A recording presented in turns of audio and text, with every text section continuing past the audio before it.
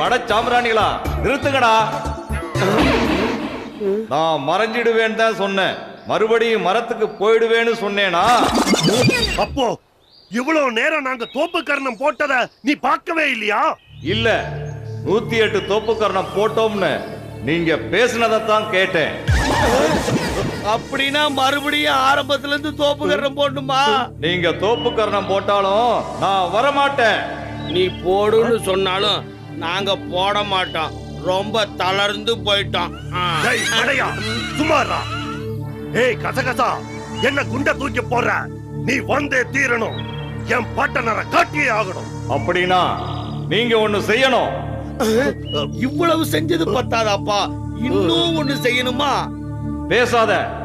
உங்க மதிநுட்பத்தை நான் பரீட்சையம் செய்யணும். வச்சுட்டாயா ஆப்பு? முட்டாள் மண்டோரா. சரி, என்ன பரிச்சயம் சொல்லு. நான் சொல்ல போற விடுகதைக்கு நீங்க பதில் சொல்லுங்க.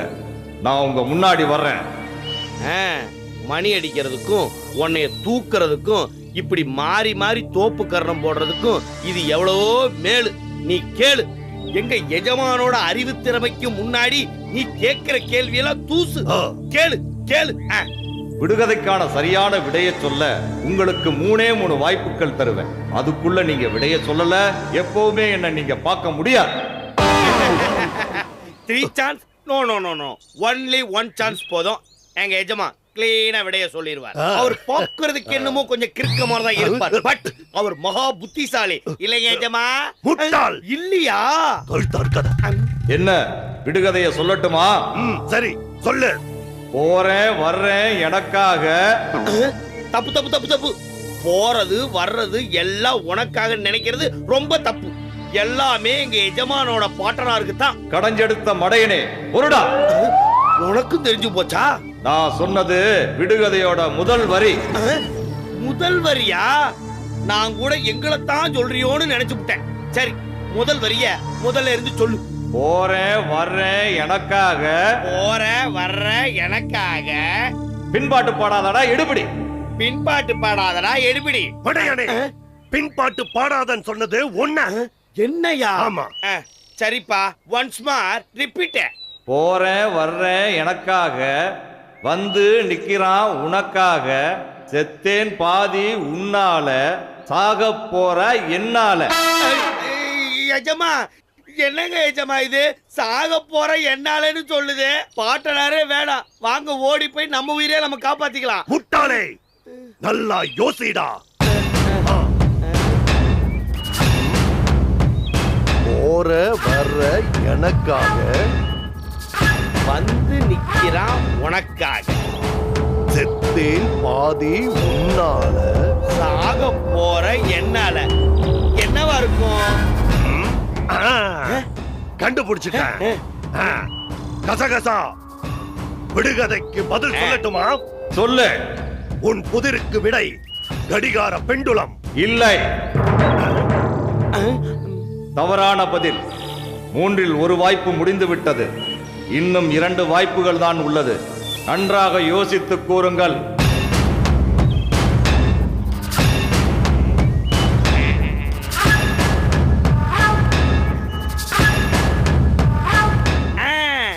எஜமா, நான் கண்டுபிடிச்சிட்டேன்.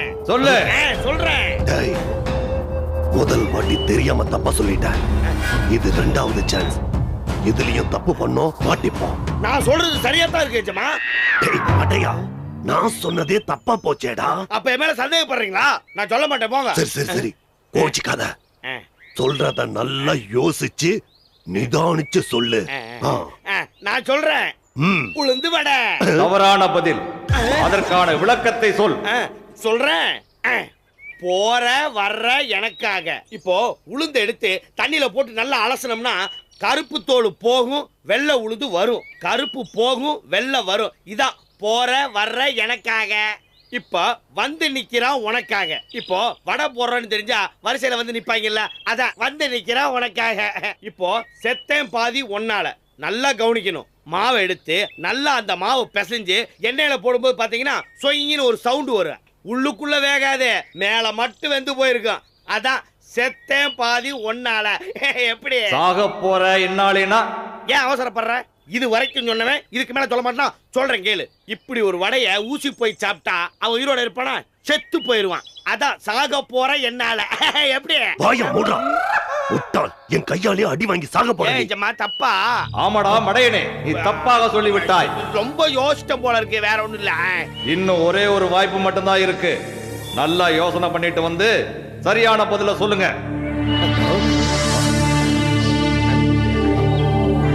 மறுபடியும் தப்பான பதில சொன்னீங்க, அவ்வளவுதான். நீங்க என்ன சொன்னாலும் நான் வரவே மாட்டேன். என்னங்க ஏஜமா இப்படி சொல்லுது? சரி, நல்லா யோசிச்சு சரியான பதிலோட வருவோம். வா.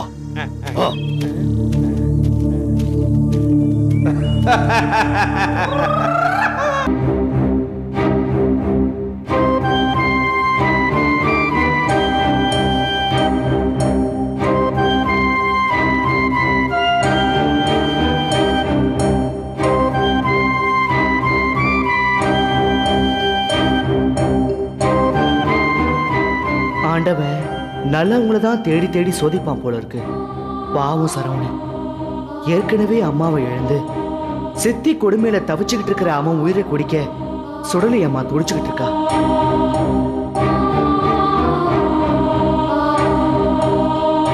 நாம சரவணன் கூட இருக்கும் போதே சுதா உருவத்துல வந்து கண்ணில் மண்ணை தூவி அவனை கொண்டு போக பார்த்தா.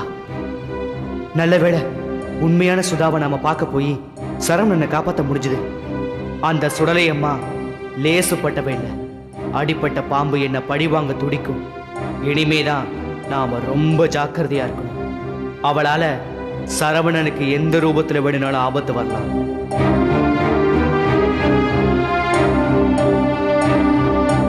அப்படி எந்த ஆபத்து வந்தாலும் சரவணனை நாம கண்டிப்பா காப்பாத்தியே ஆகணும். Sir, post. அப்பா, போஸ்ட்மேன் வந்திருக்காரு.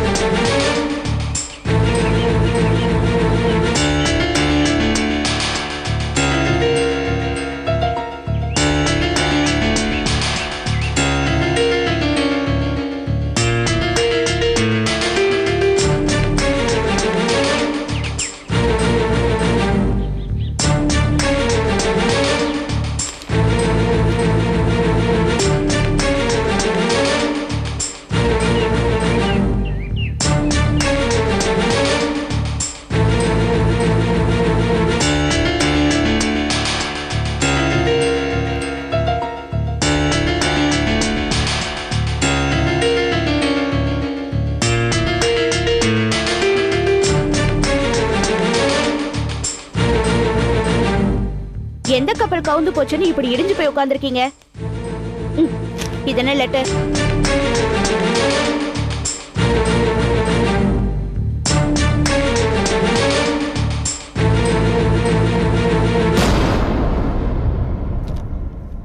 அன்புள்ள அத்தானுக்கு மேகலா எழுதுவது. ஆஹா, இதுல ஒன்னும் குறைச்சல் கிடையாது.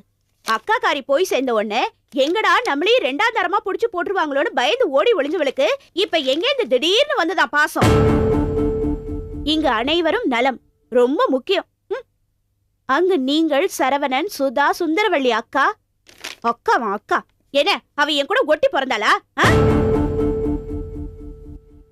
இவ நல்லா விசாரிக்காமதான் நாங்க கேடு கட்டு அலையறமாக்கும். பெருசா விசாரிக்க வந்திருக்கா. மேலும் சரவணனை பற்றி நிறைய கேள்விப்பட்டேன். பள்ளிக்கூடம் போகாமல் பழம் விற்க போவதை அறிந்து மிகவும் வேதனைப்பட்டேன்.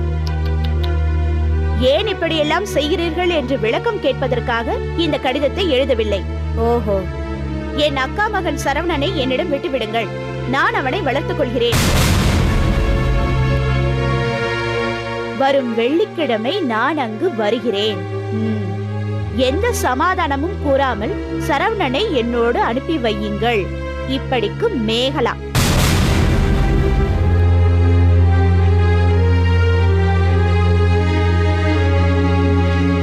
ஆமா, இப்பதான் இந்த ஞானோதயம் பிறந்ததாக்கும். இவ்வளவு நாள் எங்க போச்சாம் புத்தி?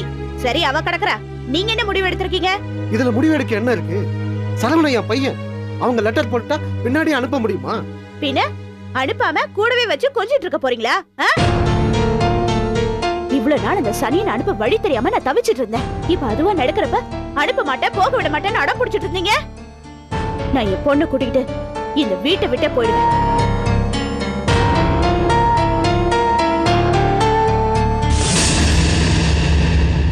ஏண்டி, உனக்கு கொஞ்சம் கூட மனசாட்சியே இல்லையா? நீ சொல்றதெல்லாம் செய்யறான். நீ கொடுக்கிற மிச்ச மீதி தான் அவன் சாப்பிடுறான். அப்படி இருந்தும் அவனை ஏண்டி இப்படி கரிச்சு கொட்டுற? அவன் உனக்கு என்ன துரோகம் பண்ணான்?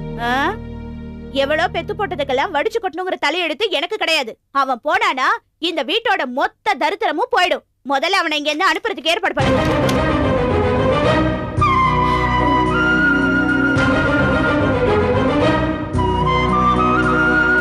வருத்தப்படாத சரவணா. உன் சித்தி கூட ஊருக்கு போனா உனக்கு ஒரு சுதந்திரமான வாழ்க்கை காத்துக்கிட்டு இருக்கு. அங்க கொடுமை கிடையாது. நீயே அறியாம உன்னை சுத்திக்கிட்டு இருக்க ஆபத்துல இருந்து உனக்கு விடுதலை கிடைக்கும். சரியான நேரத்துல தான் நீ அம்மாவா நினைச்சுக்கிட்டு இருக்கிற அம்மன் உன் சித்தியை அனுப்பி வைக்கிறா. சந்தோஷமா போயிட்டு வா.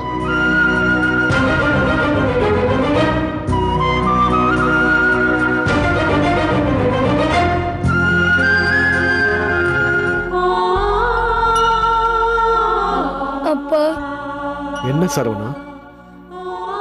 சித்தி கூட என்ன அனுப்ப போறீங்களாப்பா? வேண்டாம்ப்பா, நான் உங்க கூட இருக்கேன்ப்பா.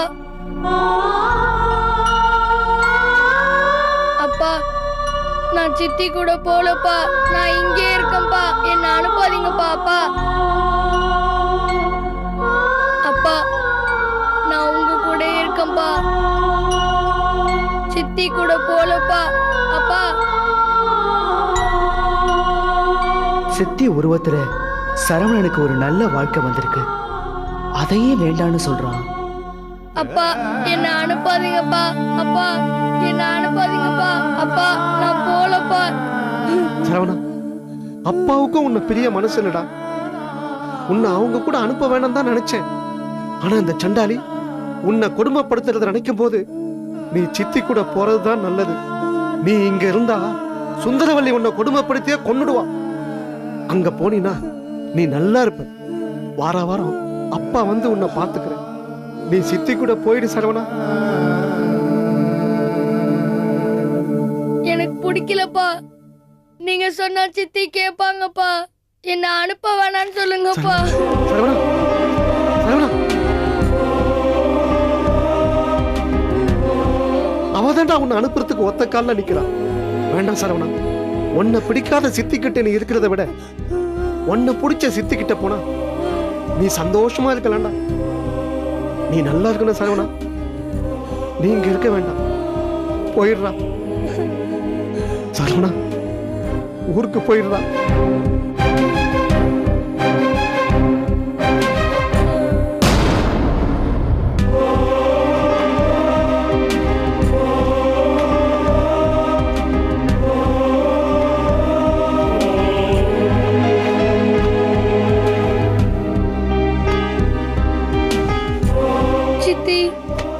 என்னடா? என்ன ஊருக்கு அனுப்பிடாதீங்க சித்தி. நான் போயிட்டா இங்க வேலையெல்லாம் யார் சித்தி செய்வா? பணம் விக்கிறதுக்கு கூட ஆள் இல்லாம போயிடுமே சித்தி. அத பத்தி எல்லாம் நீ நினைச்சு ஒண்ணு கவலைப்பட வேணாம். எனக்கு மூசான்னு பொன் முட்டை போடுற வாத்து கிடைச்சிருக்கு. உனக்கு போடுற சோத்த அவனுக்கு போட்டா வேலைக்கு வேலையும் ஆச்சு, காசுக்கு காசும் ஆச்சு. உன் சித்தி வந்தானே ஒழுங்கா புறப்படுற வழியை பாரு. அப்படி எல்லாம் சொல்லாதீங்க சித்தி. நான் இங்கே இருக்கேன் சித்தி. இன்னும் நீங்க எவ்வளவு வேலை சொன்னாலும் செய்யறேன் சித்தி. ராத்திரி கூட தூங்காம காசு சம்பாதிக்க வழி இருந்தா சொல்லுங்க சித்தி, நான் செய்யறேன். ஊரை விட்டு மட்டும் அனுப்பிடாதீங்க சித்தி. ஏன் மூத்த தாரத்து புள்ள என்ன குடும்பப்படுத்துறேன்னு எனக்கு நல்ல பேர் வாங்கி தர ஏற்பாடு பண்றியா? தோலை உரிச்சு புடுவேன் உரிச்சு. இந்த நைஸா பேசுறது ஐஸ் வைக்கிற பேச்செல்லாம் என்கிட்ட வச்சுக்காத. நான் நல்ல விதமா சொல்றப்பவே இங்க எது போயிடு. எதிர்த்து நின்னு கோவத்தை கிளறி நல்ல வாங்கி கட்டிக்காத. போயிடுங்க எது. பெத்தது முழுங்கிட்டு அப்பாவி மாதிரி நிக்கிறத பாரு. போடா போடு சொல்றேன்ல. போடா.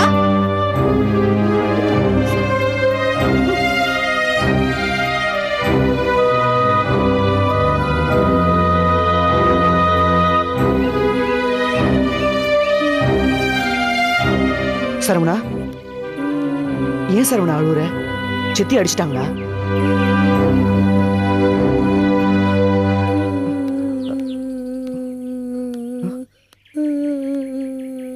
ஏன் சரவணா அழுவுற? என்னாச்சு? எல்லாம் உன்னாலதான். என்னாலயா? என்ன சொல்ற? ஆமா, நீங்க இருக்கிறதுனாலதான் சித்தி என்ன ஊருக்கு போக சொல்றாங்க. நீ இருக்கிறதுனாலதான் இங்க வேலை செய்ய ஆள் இருக்கு, பழவிக்க ஆள் இருக்கு. நீ ஊருக்கு போன்னு சொல்றாங்க. ஓஹோ, அந்த நினைப்புலதான் உன்னை ஊருக்கு அனுப்ப உறுதியா இருக்காங்களா? சரவணா, உனக்காகத்தான் நான் இங்க இருக்கேன். நீ ஊருக்கு போனா உனக்கு விடுதலைக்கு விடுதலை, பாதுகாப்புக்கு பாதுகாப்பு. அதனாலதான் லெட்டர் வந்ததும் நான் சந்தோஷப்பட்டேன். நீ மட்டும் ஊருக்கு போ, சுந்தரவள்ளிக்கு வைக்க வேண்டிய ஆப்ப வச்சுட்டு நானும் கிளம்பிடுவேன்.